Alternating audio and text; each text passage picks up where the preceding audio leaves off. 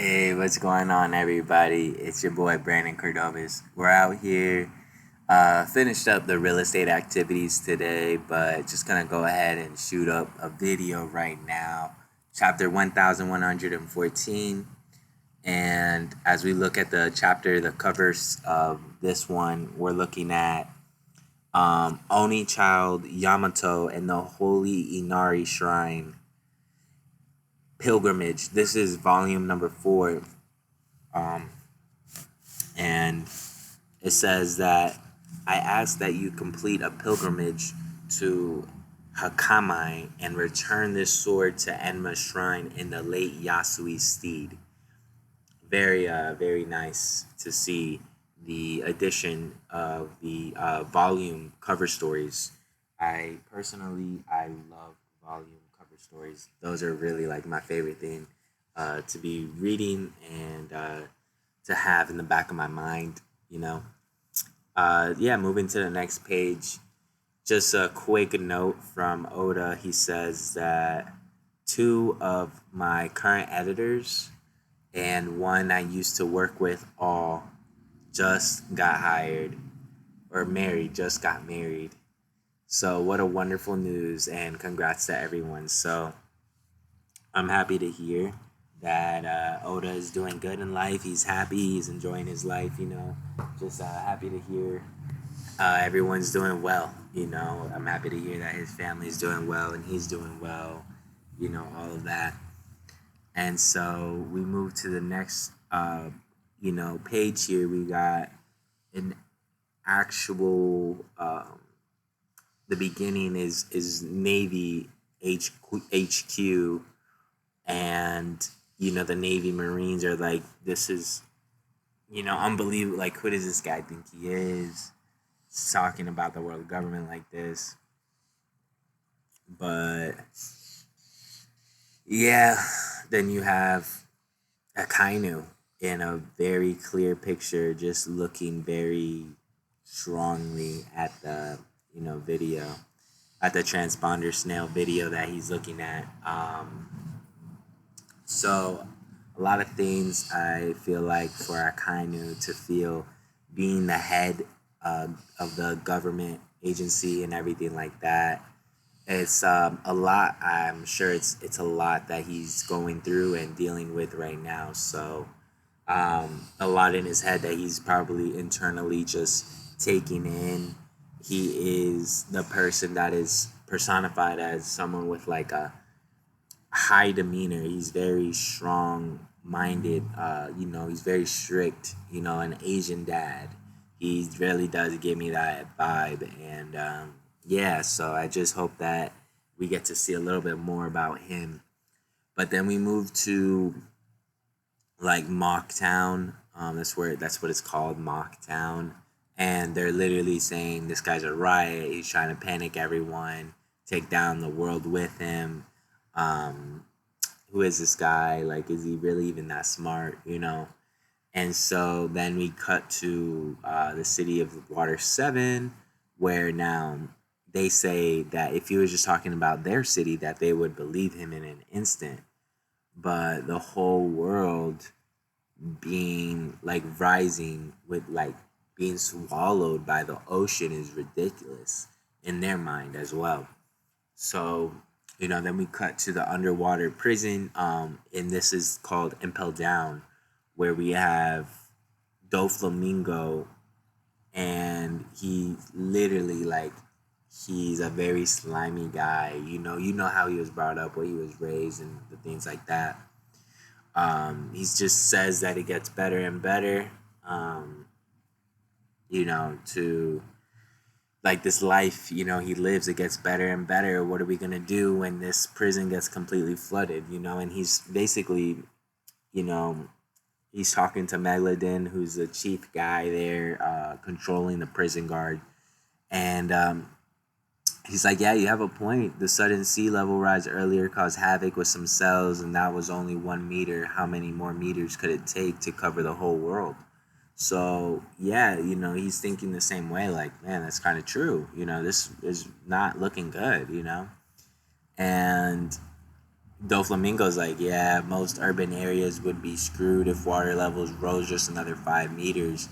Maybe we should all evacuate and go somewhere high up. So, seeing how he's talking about somewhere high up, obviously, he wants to go there. So, we see his agenda, we see his plan, and that is the beauty of it all, is how Oda articulates everyone's agenda, everyone's everyone has their personality, everyone has their character type and their character traits.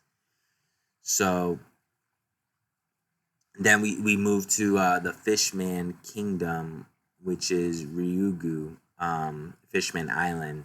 So he says, Father, is this really going to happen? And it's Princess Shirahoshi talking about, how the world's going to be flooded. And yeah, he says, man, it sounds so outlandish, but, you know, at the end of the day, it's going to happen, it's pretty crazy, but yeah, it's going to happen. And then you cut to the Egghead, which is where we're at right now, the island of the future. And she says, like, oh, this is crazy talk, but the world's most acclaimed scientist is saying it.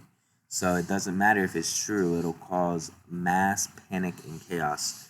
So enough with the lies and madness, Vegapunk. Well, it's not madness and lies, as we see the five Gorosei are here saying, we need to eradicate the broadcast nail. But then one of the five Gorosei says, no, snuff out every living thing you can sense. We can deal with the ramifications later. So, we see York running through, like, damn, Stella, did he really spill the beans on everything? And then we cut to actual Stella Vegapunk saying, please humor me for a moment as I make a prediction. Assuming my sensor data is accurate, a few days from now, as I record this, an exceptionally vicious earthquake will rock the entire planet.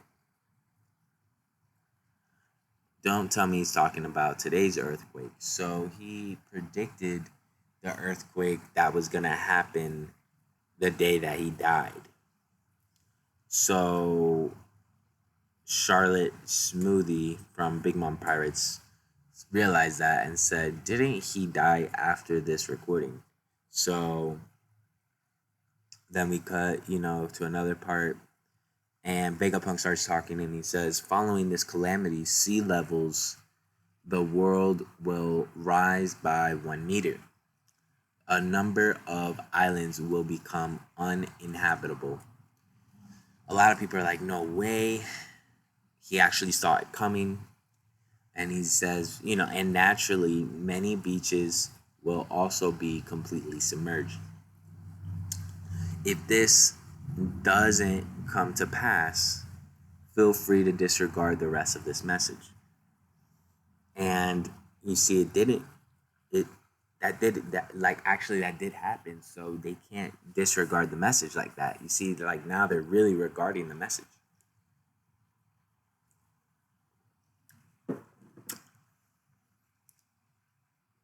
And now people are like, this is freaky. I was able to call it. And then we cut to a part with Aokiji where he ends up just getting serious in a moment. Like, for like, while he's like listening to this, he's like kind of serious. Just like hearing what they have to say and stuff. And Vegapunk says, assuming, however, these events have transpired, then please pay heed to what I have to say. The earthquake I just predicted cannot, strictly speaking, be considered a natural phenomenon. And now people are like, whoa, what's going on? So, Saturn's like, not another word, man. Not another word, Vegapunk. And you see the five, or just, the Straw Hats are like, get out of here. I've always naively yearned for peace and prosperity. And Robin saves them all with her web net. And she says, "Oh, be gone." And then we cut to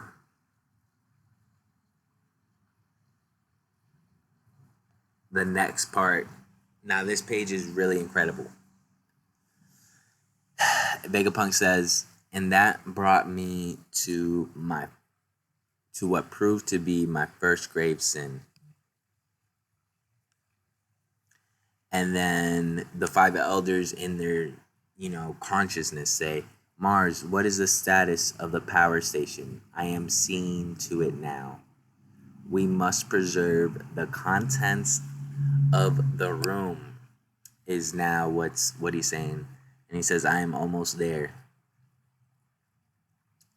And then Vegapunk says, "I was fixated on my dream of developing an everlasting energy source, hell bent on driving the world to a bigger and brighter future."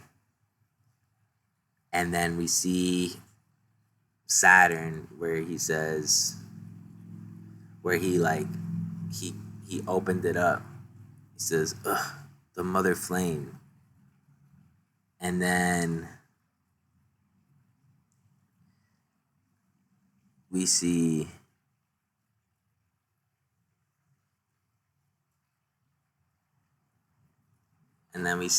the mother flame. And it's pretty crazy. And we got Saturn bashing it, trying to destroy the mother flame, I guess. And Vegapunk says, "I flew too close to the sun." And the five elders say, "We have to eradicate all life forms. We must be relentless." We go to the next page and we see a close-in snap of the mother flame. And Vegapunk says, "I shouldn't get ahead of myself, though. In order to understand where the world is heading." And he stops for a moment, and we can see more and more people are just hyping it up, like, "It's no use, nothing's working. What is it? We didn't even phase it." And the giants, meanwhile, are fighting one of the five Gorosei, and they're like, "That's hot. We'll be burnt to a crisp if we don't hurry up now." And we see Vegapunk says, "We must first address the past, specifically what happened between 900 and 800 years ago. A century-long period that most think of as a blank part of history." And everyone is like, "What? Like, what? What's going on?" And then the celestial dragons say, "Those miserable marines, what are they doing? Hurry and shut this cretin's mouth." And then Vegapunk says, "Fittingly, it is known as the Void Century since all information about it has either been erased or lost. And that is true for the most part, but there is one last key to unlocking some scraps and echoes from back then."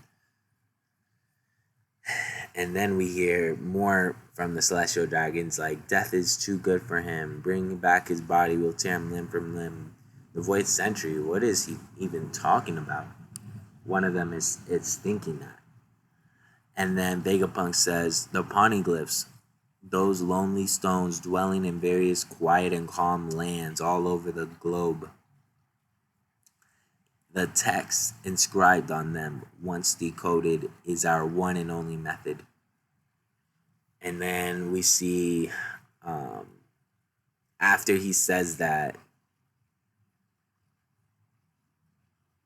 we see the man marked by flames. A lot of people believe, of course, Saul. And he's there and he's smiling. He's like, "Di Ri Shi Shi Shi Shi." And that's, of course, as Vegapunk finishes talking about getting the text inscribed, of glimpsing the unknown past. So I feel like the um the man that saved Robin, um I believe he is, yeah, he is the flame guy. And then also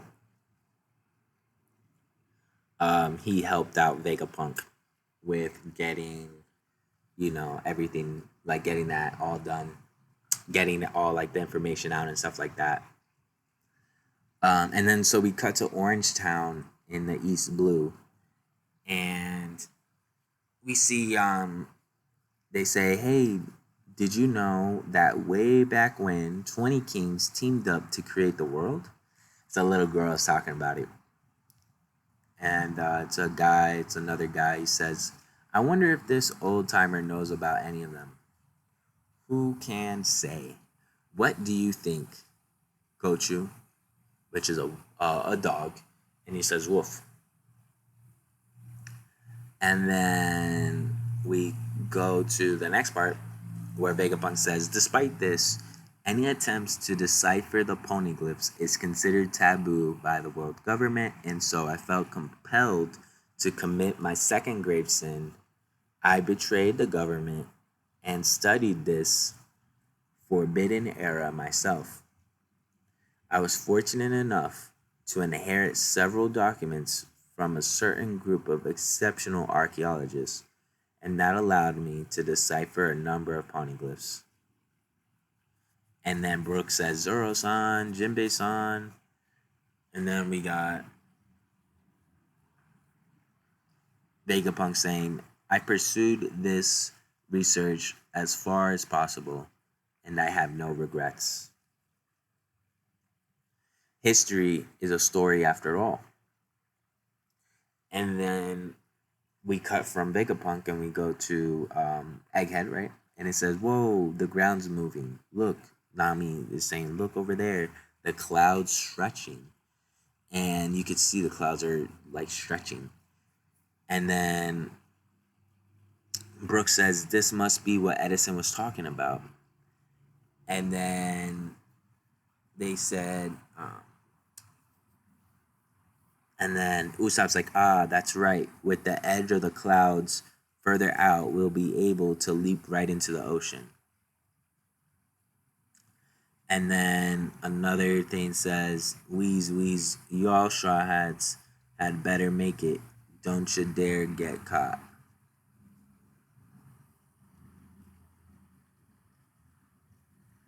by the government." So Edison took one for the team, man, and he shuts the clouds out, and he's pretty much, yeah, he's on death's bed right now. Death's door. And then we cut to the last page, and we see Vegapunk talking. He says, "And in truth, I only know a small fragment of this 100-year-long tale. It wouldn't be right to leave you with baseless speculation, so I'll limit myself to the facts as I know them." And then the giants say, "Enough, Straw Hat. It's pointless." Because Straw Hat is trying to punch one of the five Gorosei and it's not working because they're pretty much they're able to revive and recover very fast. And Vegapunk says, "The star of this story was born 900 years ago in a bountiful and advanced kingdom. And just like the legendary sun god Nika from the fables of Elbaf, he too fought with a stretchy and elastic body." And Luffy tries to hit the Gorosei one time. He said, "This is gonna work," and then it doesn't, and he's crying. And Vegapunk says they called him Joy Boy. The giants say, "Stop it! You're cracking us up." And Luffy is crying because he just hit the Gorosei really hard. And Vegapunk finishes us out with, "He was the first man to take to the seas, the first one to be called a pirate." And that is the end of this chapter here, chapter 1114. Yeah, the chapter was absolutely amazing. Let me know what you guys think. We actually crossed the 20-minute mark now, so I'm gonna head out. I hope you guys have a great one.